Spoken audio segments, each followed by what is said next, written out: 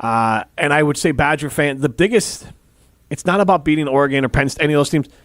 Minnesota, Iowa, Illinois, Nebraska, you're below all those teams, and it's not just because of the quarterback. I think the problem that jumps in or that comes to mind right now, too, is, again, the overall lack of identity or still trying to figure out what that identity is. Because, again, if you don't know, not say from a system quarterback, but if you don't really know what your system is and you don't know exactly, it's great that you're recruiting this type of talent. It's great that you're bringing in these guys who have solid track records. But if you don't know what the heck your system is, if you don't know what type of offense, yes, this is a new season with Jeff Grimes, and who knows if this is even going to really pan out. But still, it's if you really don't know what your identity is, how the heck are you going to figure out what type of quarterbacks that you could recruit? Yep. Whether it's for the future from recruit. Hopefully, I've liked what I've seen in the few practices from Carter Smith overall at fall ball. But also, I'm like, okay, what type of quarterbacks are you recruiting if it's coming out of the transfer portal, or guys that you're trying to build up that are younger? So it's, again, it just goes back to the overall arching thing of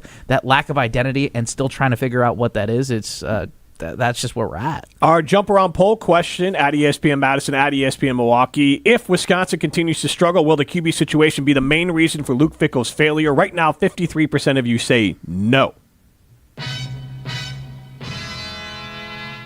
Barry Alvarez obviously made some news last week with calling the fans for the Wisconsin Badgers spoiled rotten.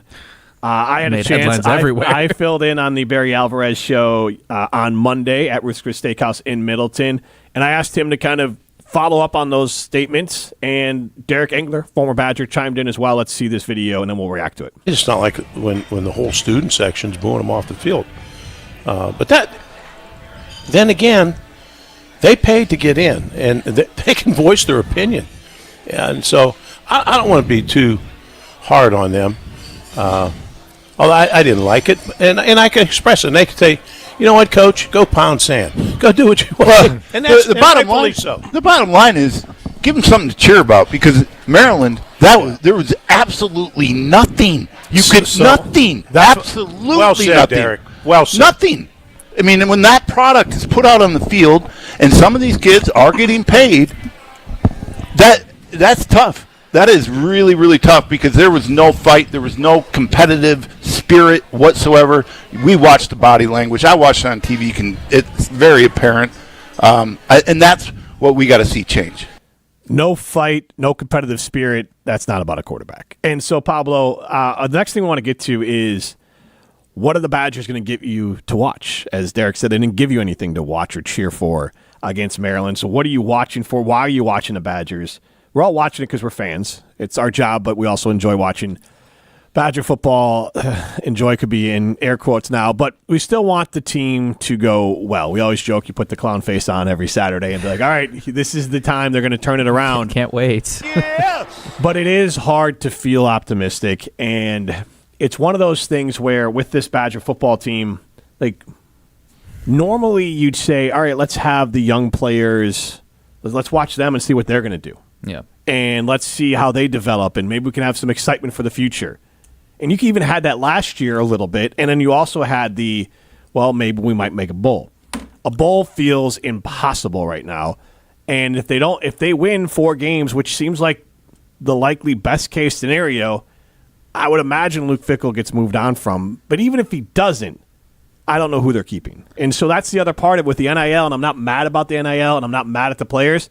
But at the same time, with NIL, it's not like I can watch this and be like, all right, well, at least Dylan Jones and Darian Dupree are getting some important reps, and Trex Kakahuna will be even better next year. No, I don't. He might be better somewhere on some other team. Yeah. And so, it really gets – you can get nihilistic about it of, what am I even watching for? I am excited to see, because Luke Fickell's pointed out that the young guys have been getting more reps. It's a good opportunity for guys like you think your Eugene Hiltons, you think of your Cooper Catalanos. I know he's been a little bit more of a popular name as well. But yeah, you think about the young guys that are getting more reps out there and that are getting more playing time. I mean, Fickell's been pretty straightforward. It's like the guys, especially that came in early for spring ball, that were our freshmen coming into this year, they're like, all right, now you're not considered freshmen. You are right now a part of this team. You are getting out in the field. You're getting reps. You're getting out there. But let me ask you guys both, how how important is this week too? Because maybe it does feel like that the season. You can make a case that it feels like is the season over because of this daunting schedule. What could Wisconsin do this week in terms of a performance at Michigan? Like, what could they do to impress you guys, to make you feel like that you could be convinced and say, like, hey, maybe this season isn't completely over yet? Well, I said I boldly proclaimed the season was over after the game against Maryland in the postgame show. Can't go back on that now. No. And I want them to show me something that proves the season isn't over. Michigan, but what is that thing, they're though? exactly. They're completely out talented. Michigan's front seven is significantly better. Their quarterback's significantly better. They can run the football. So I just want to see, how does Wisconsin handle a bruising true Big Ten team? Because this isn't Oregon. It's not Penn State. It's not even Ohio State. They're not going to be super high flying. Can they just hold their own for 2-3 quarters before Michigan grinds them out? Can they hang around and just show some fight? I just want to see some sort of anything good to happen. As you saw last week, and which we saw the past 2 seasons, something bad happens, the entire team crumbles, they all wilt. Can they first take one punch and not completely crumble? And then 2, if they can take that first punch, I'll be happy. Then just hang around. Make it a game. It's Big Noon Kickoff. It's yellow out at the Big House. You're on national TV. Gus Johnson, Joel Klatt. Like, come on. Just make it a contest, and then maybe there's something there to move forward on and build upon. What are the players thinking right now? That's the other part of it. I remember hearing, what's the word? I don't want to say rumors, but hearing a little scuttlebug that when they lost one of their road games early with Luke Fickell, it might have even been the Washington State game here at Camp Randall, a lot of the players already were thinking, well, what are we playing for? Like, our big goal was out the window. And these kids are here at the university in large part before Luke Fickell for the opportunity to win, and being a Badger in general, I would imagine, is less important than ever for every school, not just Wisconsin. So that's hard to get these kids to rally up when things aren't going their way. They are getting paid, and I do think these kids take that seriously, but there's a different sort of buy-in when you feel like you got something to play for. So that's the harder part if you do get punched in the mouth, and then all of a sudden, here we go again, and now we're going to lose to Michigan. And like and this is where I get concerned, because what happens when they're mathematically eliminated from a bowl game? Mm-hmm. What are these kids showing up for? Yeah. And it's a credit to them to do it. I'm not saying it's easy, but like that's where I'm afraid this season goes. I don't like the slippery slope, and you got to show up every day and you try to win the day and all of that. But at the same time, there's winning the day and getting by.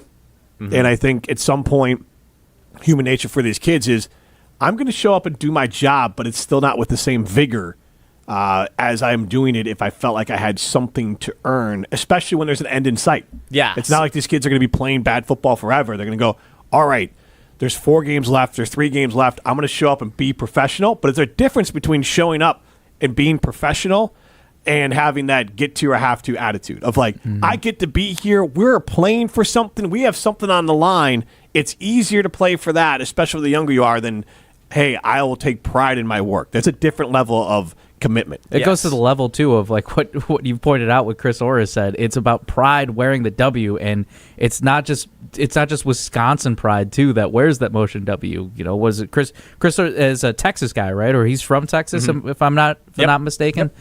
Yeah, where is that pride? Where is that juice? Where is that energy? That's what I want to see. I want to see like that, again, that true thing. I think what you were talking about too, Jim, was the first year was at Washington State. There was a revenge game right there. It was on national television, and it just felt like that. It was.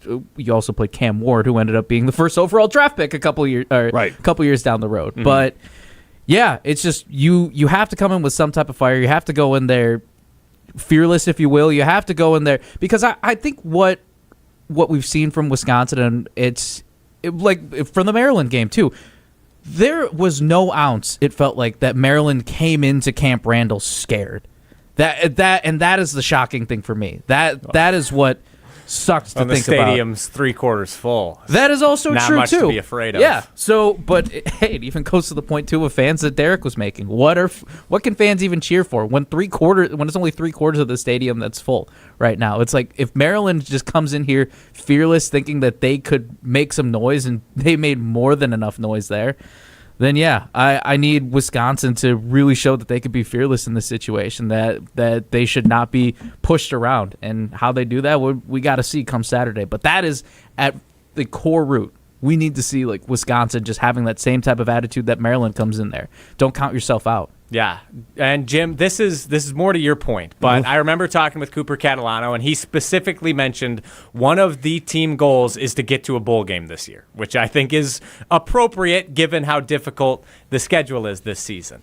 And I think that's the thing. This kind of plays into why I'm still watching. Obviously, my job, I love the Badgers, but it's because and why this difficult stretch right now in October is so important, because there's still hope. Is it clinging on by the absolute tiniest of threads? Yes. But as Fickell said in his press conference, you just need one thing to go your way, one thing to go right, and that can change the course of a game.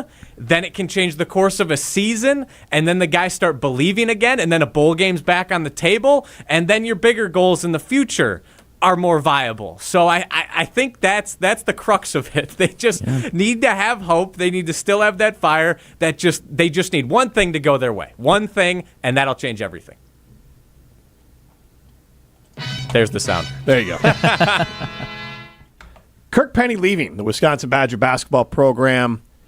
I want to focus on that part first. That's tough, man. I don't love it.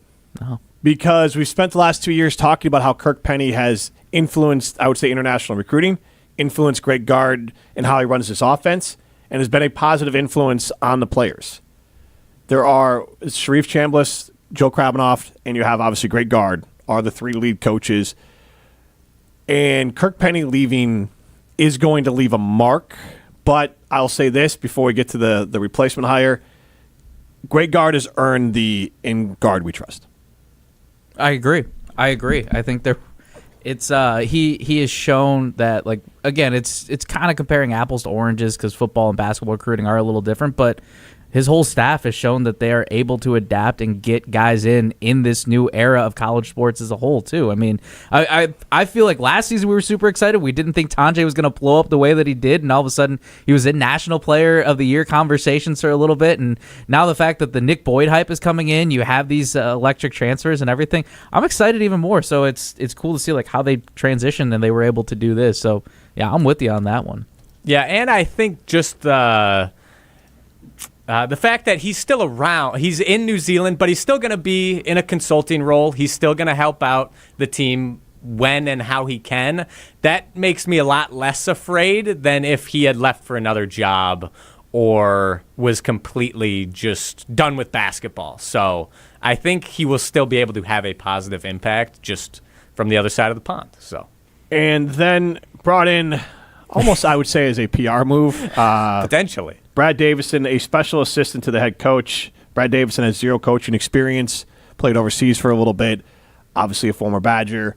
And I honestly think it's going to have, and I mean this complimentary, Brad Davison's going to mean nothing to the Badgers' success or failure this year. Mm-hmm. Like, he is someone who is there to learn from Greg Gard. I know he had coaching aspirations, and that's really the only thing where I could point out, hey, it's a stepping stone for him. But yeah, that's what value. Like, I got to know Brad over the few years while he was here, but also it's like I'm excited for it. I think it brings a young energy to it too. Don't get me wrong, but yeah, I don't know exactly. Like, it is just a wait and see. It's a wait and see in terms of what new things he brings to the table. But man, just losing Kirk is going to be tough, man. It's going to be tough for this offense because of like how much he transformed, how fast they moved. So yeah, it is very much wait and see for me, but I don't know what drastic changes. He's barely a year older than Nick Boyd. That's wild. So like, really? If you're looking for, Nick Boyd is 24 years old, and Brad Davison is 26, but they overlap like a little bit in there. What? Feels like he's been That gone seems for so ridiculous. long. I feel like his last season was the end of 20. It was COVID, right? It was the one Johnny that got Davis. canceled, right? No, his last season I think was he played. His yeah, was Johnny yeah, Davis's the next year. Okay. season. Still, that that's wild to think about. Yeah. So, I would think Brad's smart enough to not be Brad here too. Like you're too close to being a player. Like he needs to also understand that this is Nick Boyd's team. So I think he said that I'm going to play on the scout team, and I think it's a neat story. But the influence Brad Davidson isn't going to exist for this season at least. And that's a good thing. They have Joe Krabanoff, they have Sharif Chambliss, and they have Greg Gard. Like those are three really good coaches. If you were relying on the special assistant, that feels a little bit like The Office, the assistant to the assistant manager. Special assistant to Greg Gard. Yes, the assistant to the Are you assistant calling manager. Brad Dwight Schrute right now? Is that what we're getting at? I mean, if the personality fits, the personality fits. We confirmed or denied if he has a beat firm. We Brad we have Davidson's not. We have beat not. farm.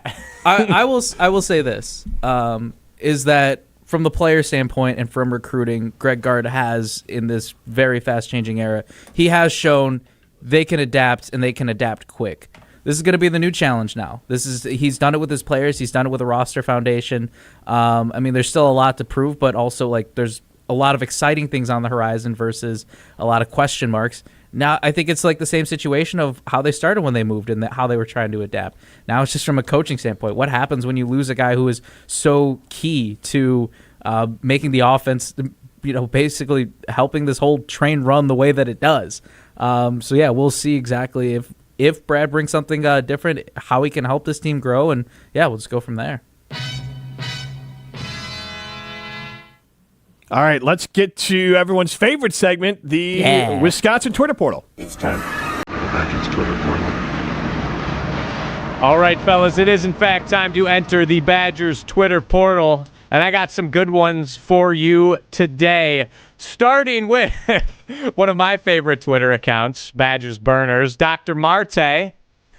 Which one of these are you? Luke Fickell trying to use his team vest to stop Bryce Underwood from throwing 80-yard bombs. You can see this on the ESPN every Madison drive. YouTube stream with The Rock on there. And that's, yeah. So what's your question? So my question is, will Bryce Underwood hit the over on his passing yards against Wisconsin? And that is... I just realized I meant to look that up and never did, but...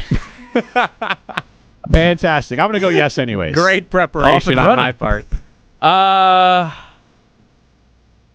say yes. I'm really hoping that Wisconsin forces Bryce Underwood to be a quarterback. He hardly has a 50% completion rate too. If anything, I think the coaching staff has said too that he's relying too much on his run game, and he's relying too much on that. And it's just like trust your arm. But I still think that he'll probably hit the over. Whatever it is. 175 points. Oh, yeah. Nope. Shoot it over. That would be like 3 throws, the way the Badgers have defended some plays this year. Yes. Like a 60-yard bomb or something like that to put the nail in the coffin against Maryland. Yeah, I think Ty Simpson had, 380 We're not going to talk about those video game numbers. Right. That was like first half he had it. All right, enough of that depressing discussion of secondary. Moving on to something also not great. From Ben Stevens, Wisconsin is currently a 17.5-point underdog versus Michigan on Saturday. In the last 10 full seasons, including this week, the Badgers have been an underdog in 27 total games. 12 of those games have come under Luke Fickell since 2023. Tough sledding.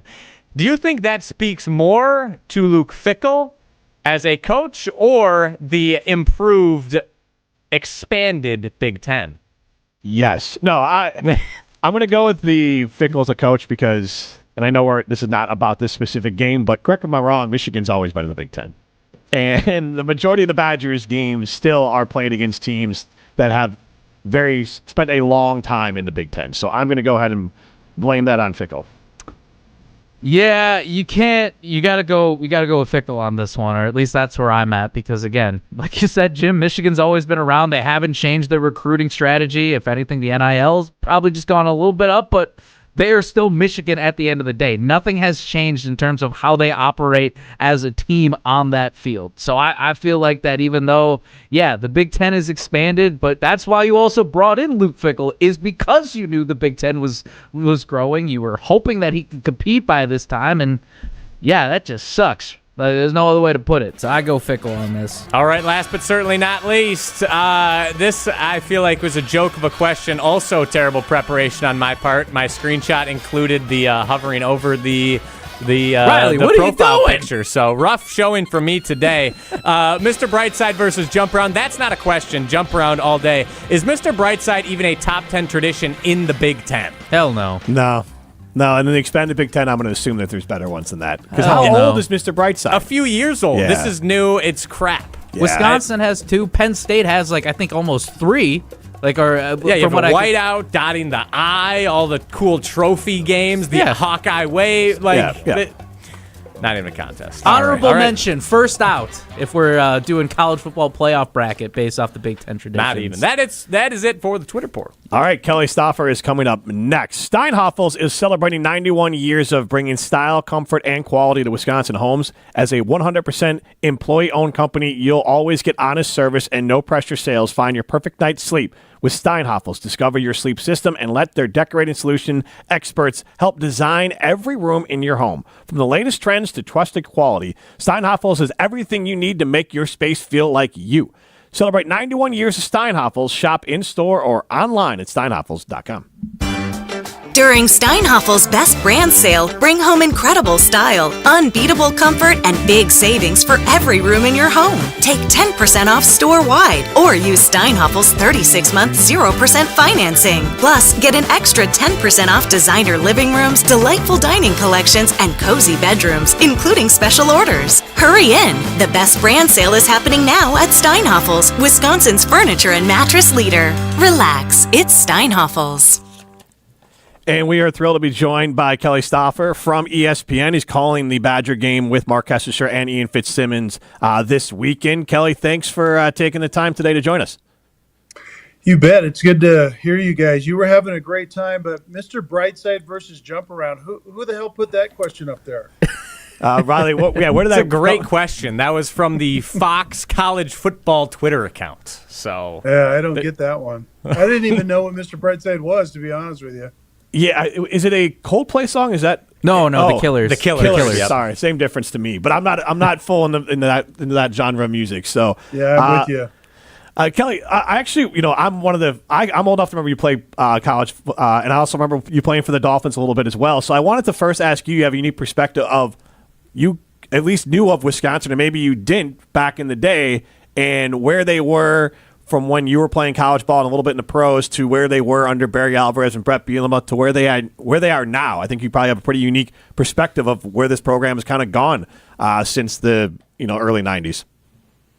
Yeah, I think what I remember about Wisconsin football, first of all, Barry Alvarez is a Nebraska guy, and that's where I'm calling you from, born and raised in Nebraska. So the thing I remember about Wisconsin and that I love about Wisconsin is you always remember identity and run the football until you don't run it anymore and play incredibly physical defense.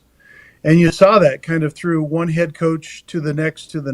And I don't really see that as I turn on the tape nowadays, but I think where Wisconsin certainly has to get back to.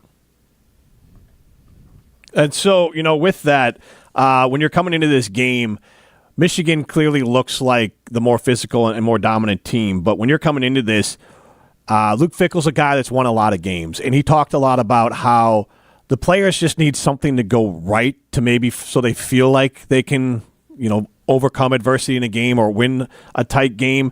As an analyst watching a lot of games and a former player, what is that feeling like where the players start to lose confidence in their ability to really go out and overcome adversity in a game? Because Fickell's been pretty open about these players need something to go right in a big game so they feel like they can overcome and can do it. Well, and I think that's the key is you have to have something go right. It would be nice to start staying healthy. And right now, Wisconsin just seems, and really for a couple of years under Luke Fickell, they've just had such a difficult time gaining traction because they can't stay healthy.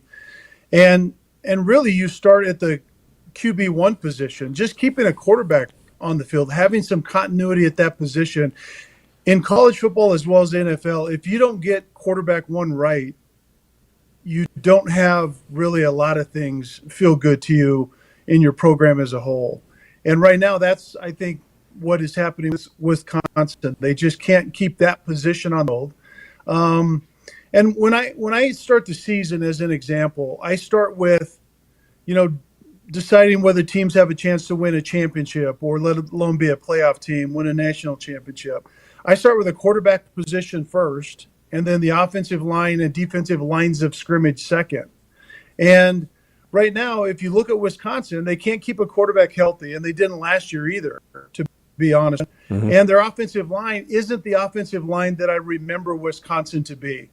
The guys that go down and eat together. Forget the name of the restaurant where they have the the bottomless French fries and all those things. And, Red Robin. There was a big article about that a couple of years ago. Yeah. Yeah, exactly. Yep. And that's not who they are currently. And so I feel like that used to be their identity: a physical run of the football, physical running backs, an offensive line that's about 7 deep, and you can just keep rotating those guys through, and a quarterback that was going to value the football and stay on the field. And they just haven't had that under Luke Fickell. Kelly, I'm going off of that too. Is there a way to, I don't want to say the old Wisconsin, because we do know that this sport, from football has just gone through its evolution. It's moving faster, but how can Wisconsin still return to what their older roots were and still keep that modern energy in today's college football world? I think a lot of people are doing it. I mean, I think the run game is making a comeback, not only in major college football, but also the NFL. But you have to have a quarterback that understands the game, that values the football. When I started looking at this game and thinking of the way the Wisconsin reminds me of currently, to some extent, it reminds me of Brent Venables at Oklahoma a year ago. And Brent Venables, we had them earlier in the year against Auburn, and they had zero identity offensively under Brent Venables up until this year. And the first thing they did is they solved the quarterback problem. And then they did this in reverse. They got the offensive coordinator, and the coordinator brought his quarterback with him. So they kind of solve that problem in one fell swoop. They had an identity offensively, which they do now, and they solved the quarterback situation.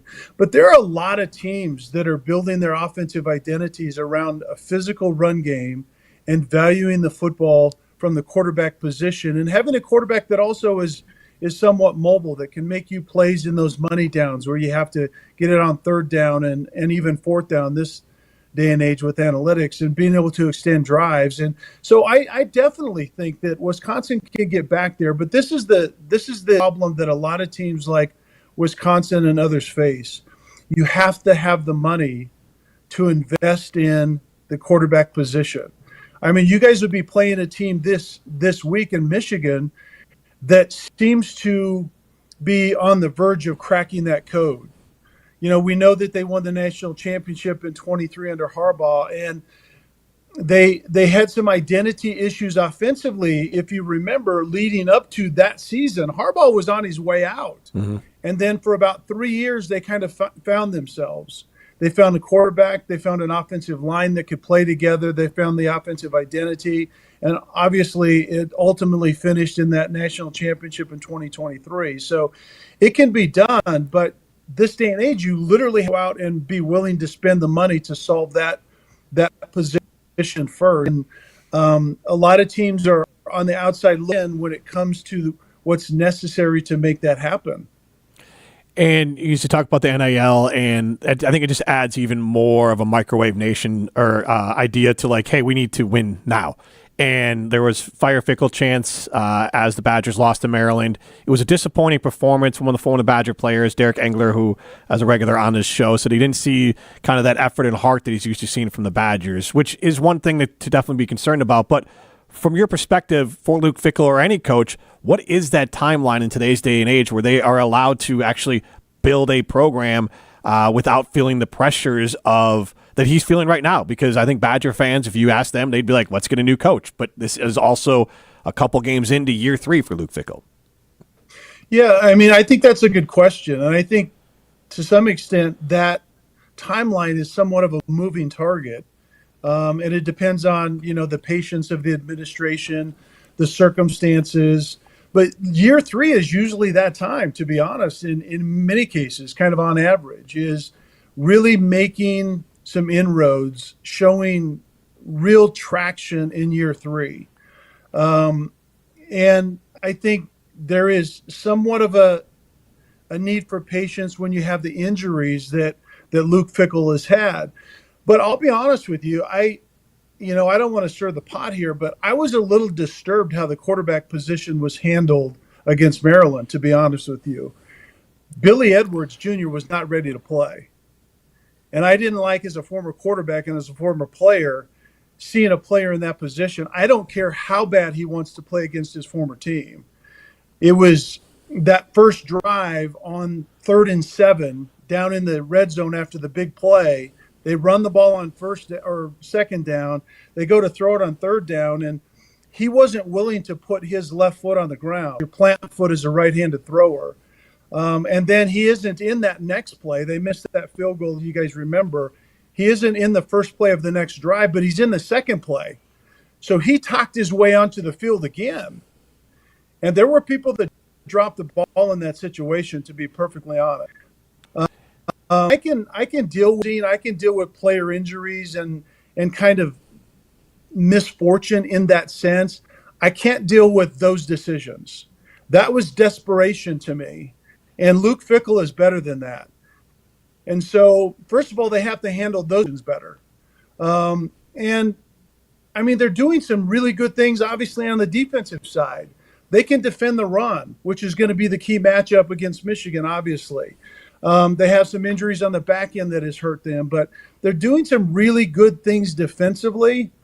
Offensively, you just have to pick a lane. You have to decide who you are offensively. And I know they went out and got Jeff Grimes, and I know what he stands for. Heavy RPO, want to run the football again and all those things, but you have to keep a quarterback healthy. I know you're not really in control of a lot of that, but you were in control whether Billy Edwards took the field or not. And so those decisions could be made better.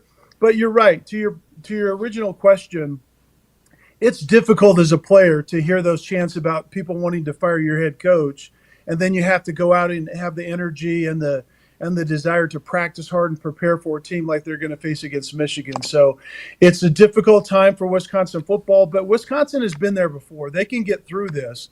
They just have to decide if this is the group that's going to help them do that. With Billy Edwards, I know Coach Fickell did address it on Monday, saying that he didn't seem thrilled with how he handled it, how Luke Fickell handled it. So I think he also has taken accountability on that. I think that and he talked about how there's a balance between coaches, because he talked about Jeff Grimes with some of their trick plays is trying to force something to happen, but players too trying to force something to happen, because we talked earlier about needing something to happen good.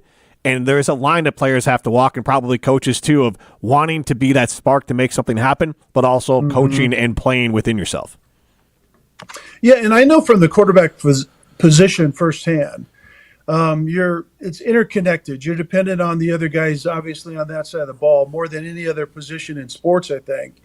And the harder you try to make something happen at that position, if you don't have the pieces around you, trust me, the worse it gets.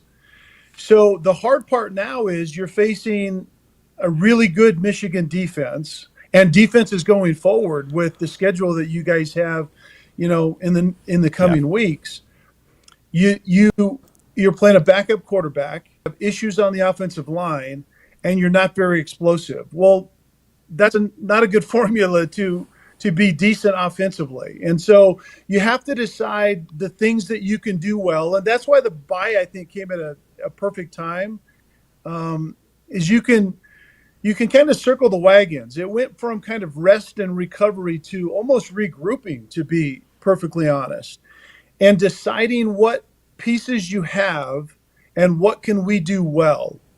And play to your strength, which is your defense, particularly your front seven that can defend the run well.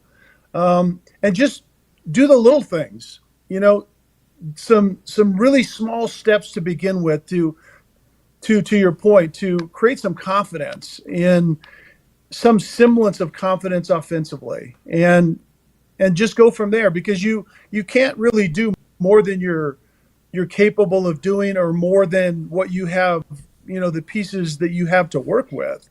So you have to decide as coaches, what do we have and what can we get the most out of right now, and worry about that today. Kelly, I know you'll be on the call this weekend for ESPN National Radio. What are you, in terms of looking for, what are those weak spots? You mentioned that Wisconsin, although they do have these things going against them, there are some positives that this team has. In terms of the weak spots that Michigan has coming up in this week, what are those spots that you're hoping that Wisconsin could potentially expose in terms of those weak spots that Michigan has? Well, Michigan is still playing a freshman quarterback, although he's immensely gifted. He's as good as advertised, and I think he will be probably great one day if he can stay healthy. But if you're going to play Michigan, the one thing you want more than anything else is to be able to defend the run well. And Wisconsin is literally, like right now, statistically the best in the country at doing that. And I think Wisconsin doesn't give up any explosive plays defensively either. I don't think they've given up an explosive run over 20 yards. The only team in the country, I believe, that fits that description. And Michigan lives off of explosive runs. I think they had a 75, a 58, and a 37-yard touchdown against Nebraska. Nebraska defended their run fairly well, except for those three plays. Yeah. And that's really all that was needed for the most part. So I think Wisconsin starts right. They can defend the run. But as the saying goes, the next step is, if you can defend the run, you then have to defend the pass, because that's what Bryce Underwood has gotten better at. From game one through the Nebraska game, he's seeing things considerably better. Plus, I think Chip Lindsey, the offensive coordinator, is handling him better. So he's getting outside the pocket. He's throwing on the run better. He still will throw some up. He'll throw into double coverage. You have a shot play, it's covered. He'll still throw the football, those type of things. But Wisconsin has to step up into the pass defensive part of it. And if they can do that as they've defended the run, I think it'll give their offense a chance to kind of settle in and find something that they feel good about. Wisconsin's never very far away from running the football. If they can 5 healthy offensive linemen that can run the outside zone a few times, and then a mobile quarterback that can have some design runs where that's concerned. That's where a Mateer at Oklahoma made some hay against Michigan defensively. The design quarterback runs, like power type runs, the Cam Newton type things where you pull a couple of offensive linemen and you have a read. I think there's some traction to be made there for Wisconsin offensively. And so get a little bit of that going as your defense is playing well. And who knows? Wisconsin, I mean, who thought in the Oregon game a year ago? I mean, everyone saw that to be a complete blowout as well, and Wisconsin had no chance. It was a 16-13 game. The year before, something similar against Ohio State. So Wisconsin has been in games like this before, and it's going to take something very similar against Michigan. Kelly, fantastic stuff. We're looking forward to hearing you on the call with Mark Kesselshire and Ian Fitzsimmons for the Badgers against Michigan. Thank you so much for joining us today. My pleasure. You guys have a great day. You too. That's Thanks, Kelly Stouffer, former college football NFL quarterback, and on the call with ESPN and the broadcast coming up this Saturday. This has been The Jump Around, a Badger-dedicated show on ESPN Madison and ESPN Milwaukee's YouTube channels.